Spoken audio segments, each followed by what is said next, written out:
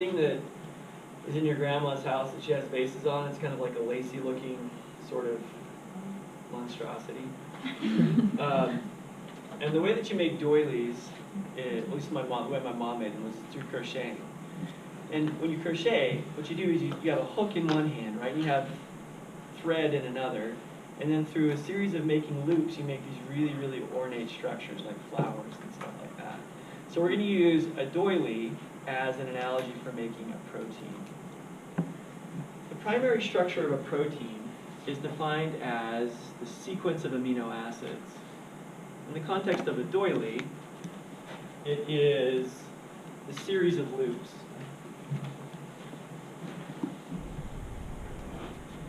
So primary structure in a doily is just this series of loops that are being created like this. That's the primary or the fundamental structure of any protein or doily. Protein, series of amino acids that are connected together. It's that polypeptide strand. Doilies, it's just the sequence of loops that you're making.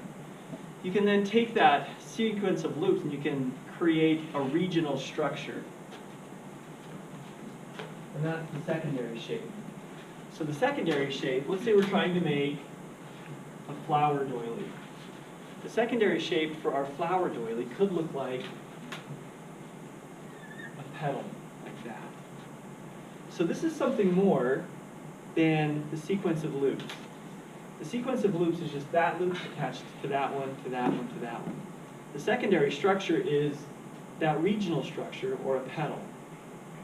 In a protein, the primary structure is the sequence of amino acids, like right here, just these blocks all attached together. But collectively, those blocks might make some sort of regional three-dimensional shape like a helix. It's called an alpha helix, which is a hydrophilic portion of a protein. Okay? So the regional shape for the protein is just that helix. It's not the whole protein, it's just a part of that protein. For our doily, it's the petal. That's not the entire doily, it's just that part of it, right? So the tertiary structure is the shape of the entire protein. So this protein looks like this, and that's a whole protein. It has a part of it that's the helix, and that helix is composed of a primary structure. But the tertiary structure is the entire shape of the protein.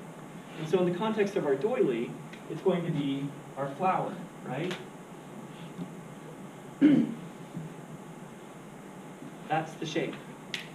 That shape consists of multiple regional structures that all consist of some sequence of loops. And then there is the final structure, which is the quaternary structure. And the quaternary structure is defined as how it is proteins interact with other proteins. So let's say that we're not happy with just a single flower for our doily, but rather we want multiple flowers, which is often the case with doilies. Right? So you have a whole bunch of flowers all stuck together. The same is true for our proteins. It's not uncommon for multiple proteins to interact with each other to accomplish a single task.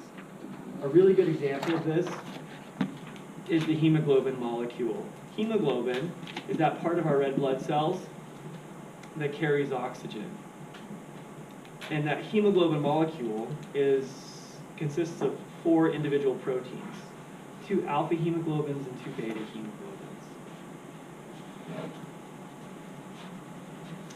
Mutations occur when something goes wrong with the structure of our protein. And generally that's a product of one of our amino acids or some of our amino acids being switched out for something that's incorrect. Now that has a rippling effect. Because each of these amino acids is going to interact a little bit differently with adjacent amino acids, it's going to change a secondary structure, which in turn will change the tertiary structure, which in turn will change the quaternary structure. And we know that with proteins, the most important characteristic is its shape. If you change its shape, you change its biological activity. If you change the biological activity of an enzyme, it generally stops.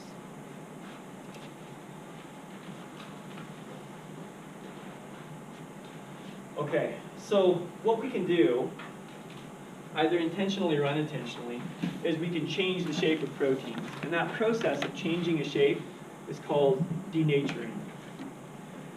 Now, we take advantage of denaturing proteins all of the time, right? Can you think of a context in which you intentionally denature a protein? By applying heat to it? Cooking, yeah, that's a great example. When you cook, what you're doing is you're taking your steak and you're denaturing the proteins in that steak so that it's a little bit easier to eat. And you can do that with temperature.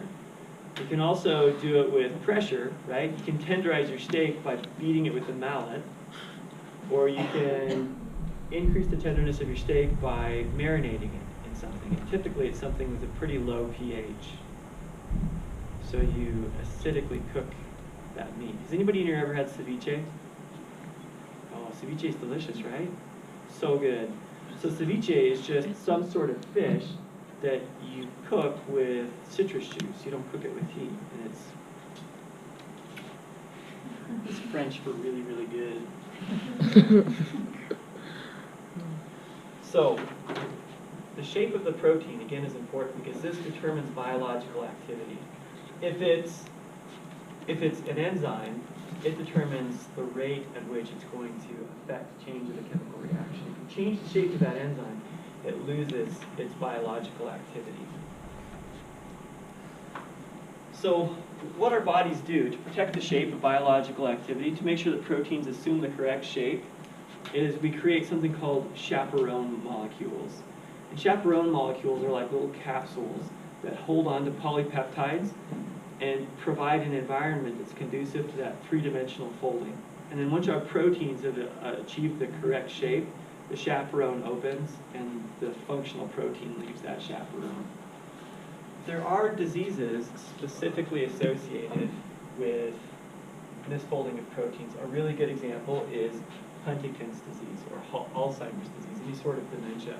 What happens is neural proteins begin to degrade and we lose neurological or gray matter. So this is a side that has Alzheimer's disease and this is a healthy brain. What you'll notice is that, first of all, the outline is much smaller, but then there are also large gaping holes in neural matter. And that's a product of those neural proteins misfolding. Additionally, there are things like mad cow disease and Creutzfeldt-Jakob's disease, which are both a product of toxic proteins called prions building up in neural tissues and causing those neural proteins to misfold. Okay, this is a picture of our chaperone molecules. So you can see that these little compartments of polypeptide is going to go in here, and it's going to assume its three-dimensional shape, and once it has, it'll be able to leave and regain its biological activity. The last group of molecules we're going to blow through really quickly because we're going to come back and spend a lot more time with them later on in the semester, and those are our nucleic acids. And basically what I'm going to want you to know is those three functions, or those three things, the three characteristics: the bond, the function, and the monomer. So these are our nucleic acids.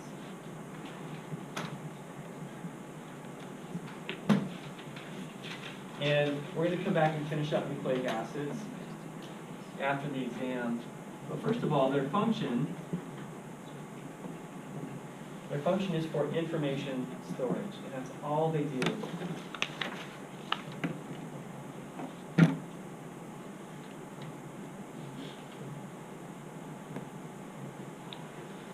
The monomer is something called a nucleotide, and the bond is a phosphodiester bond. Okay, now let me show you really quickly how this stuff works. So there are two different types of nucleic acids that we take advantage of, and they are deoxyribonucleic acid, and ribonucleic acid, or DNA and RNA. Collectively, these two molecules just store information, and they pass information from one biological entity to another biological entity. That can be between generations, or that can be between molecules. So both DNA and RNA consist of a sugar. And the sugar is a pentose sugar. It's a 5-carbon sugar. And this determines whether or not it is DNA or RNA. DNA consists of deoxyribose, and RNA consists of ribose. And the difference between those two sugars is the presence or absence of a single oxygen. Anyways, let's say this is deoxyribose. Now, deoxyribose is connected to two other things. The first of which is a large phosphate group. Now think back to our phospholipids. That phosphate group carried a charge, and the nature of that charge was negative. DNA and RNA are inherently negatively charged. All of them are, which means that they can dissolve in water. And then on the other side, there's something called a nucleoside. And nucleosides, I'll just draw a simple one, exist in 4 types. They can either be adenine, thymine, guanine, or cytosine, A, T, G, or C for DNA. Now, that diagram looks really, really misleading, because that nucleoside is either going to be A, or it's going to be T, or it's going to be G, or it's going to be C, not all 4. Okay? So,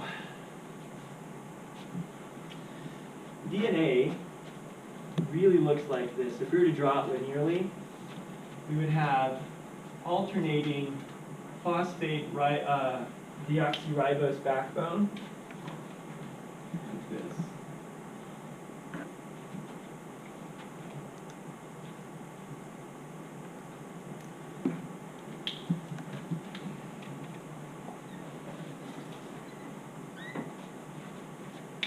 And then into the middle, there extend our nucleosides. Like that, A's, T's, G's, and C's.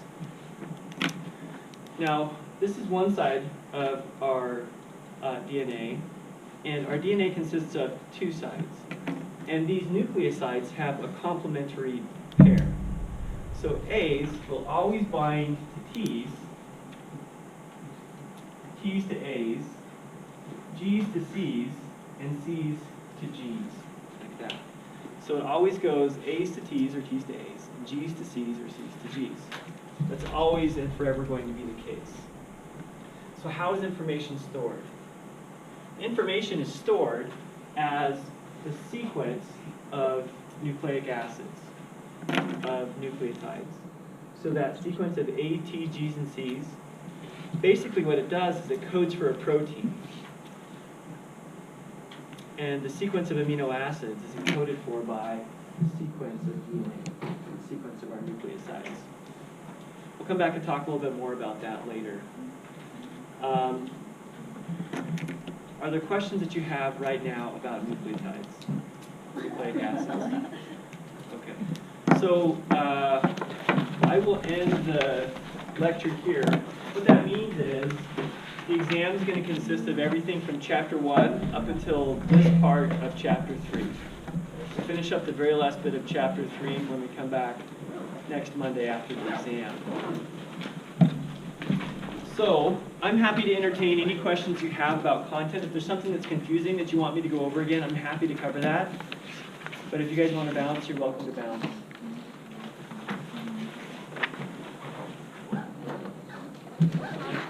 About polar and polarity bonds. Okay. So let's first talk about polarity. Okay, yeah. So what polarity means is that across a molecule, and you guys don't have to stick around. It won't be distracting at all to me if you guys get up and down. But polarity means across a molecule, there's some charge differential. Okay, so a really good example of that is our water molecule. So water molecules consist of an oxygen and two hydrogens, right? That's like the linear form of an oxygen molecule, or of a water molecule. And there's a charge differential across this molecule. That charge differential looks like this. A partial negative charge for oxygen and partial positive charges for hydrogen. Now we get those partial charge differentials because oxygen is electronegative. It's sharing electron pairs with those hydrogens, but it has a stronger attraction to those electrons than either of the hydrogens do. Consequently, electrons spend more time around oxygen than they do around either hydrogens, giving this a partial positive and a partial negative. So the phenomenon of polarity is just this charge differential. Part of it's negative, part of it's positive. Now, polarity can also produce bonds. If you get something else that either has a full or a partial charge, then it's going to stick to this. Okay. So if there's some substance, another water molecule, for example, this partially positive hydrogen is going to naturally stick Attached to. a partially negative oxygen. Exactly right. And that type of bond between partial charge differences is called a hydrogen bond. Now, what I didn't tell you in lecture, and what I won't test you on, is that those two sides of our DNA are actually connected by hydrogen bonds. That A is connected to that T via a hydrogen bond. Same thing with that T and A, G, C, and C and G. Other questions? Yeah. Well, kind of, but I just like need to tell you before I leave. Okay. I have a combination. Okay. We can do something. Okay. You want to Who study sent together it to you? tomorrow? You want to study together tomorrow? Up in. Yeah. So what I'll do is I'll just have an exam for you. Do you fancy notes? Will you email me or stop by my What? office and let me know when you set up that appointment? And you want to just do it like Wednesday during the I meeting? print the PowerPoint So I'll make sure that you have an exam. and write notes on the PowerPoint. Okay. Very good. So if we're talking about high polarity, when we were GBT talking about because the it's confusing.